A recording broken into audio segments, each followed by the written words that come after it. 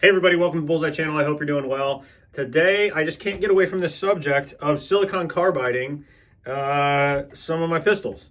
And so what I did last night, some people have been asking if I had done it to if I had done it to a center fire gun, and I hadn't yet, but I did last night. So here is the silicon carbide that I put on my M17. So there you go. I'm going to show you it against grip tape here in a minute. And then this weekend, when I go to the range, I will do a range day ride along and I'll sort of shoot kind of side by side. Well, maybe not side by side. I'll shoot this and a gun sort of with grip tape. But let's go ahead and take a look at this. This is M17, so it's full size. And it is empty. And here you go. So at first glance, right, like doesn't look that different than, let's pull up an M18 here with grip tape, right? This grip tape is the heavy Gorilla Grip stuff. I mean, it really, really digs into your hand. You can see I've got a little pieces of my hand in it. And I think it does generally a good job. Like if you were working with something that you didn't want to get silicon carbide on, you know, for example, where did we go? I'm not really keen on silicon carbiding my Accuracy X, right?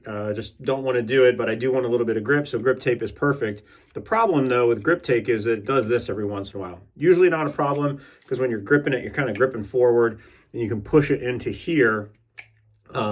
But this is an example of something that I maybe wouldn't want a silicon carbide. There aren't many things great about the SIG 320, but one of the greatest things about the SIG 320 is that these grip modules aren't that expensive.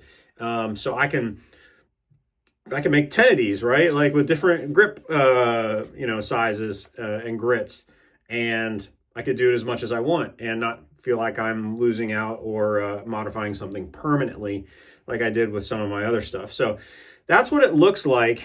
Now, the difference though is on the other side. If you flip it over, I went up. So it kind of starts up, comes down, and then lands right there.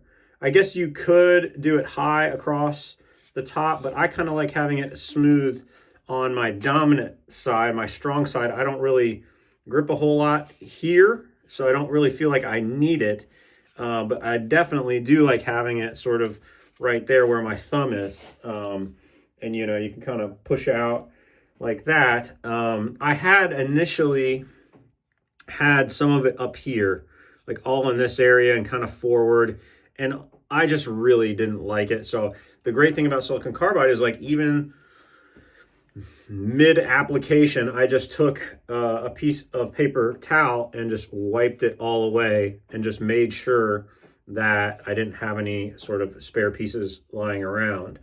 For this instance, I used these 60-90 grit, which is the least grippy that I have. So that's 71 Creative. That's the grit right there. And I can tell you it is almost exactly like skate tape, right? So skateboard tape that you buy on Amazon, this is what it feels like.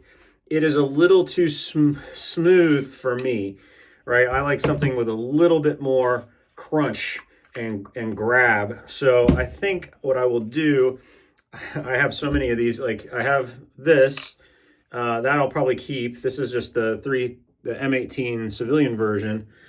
But I have another shorter one of these. I have the M18 military version, and you can tell when you look at the back, does it have thick chunky sights, or does it have these little baby sights? And I think what I'm going to do with that is probably step up to 4670, almost 4570, but step up to this and see if that works. Or I might mix equal parts 36 and 4670. I might just like combine these and make my own blend, as it were. So that is what we're thinking. I was a little impatient and was kind of like playing with it after like 3 hours. Probably shouldn't have done that because I kind of pushed in here some of the silicon carbide, and it just doesn't have the grippiness that it had.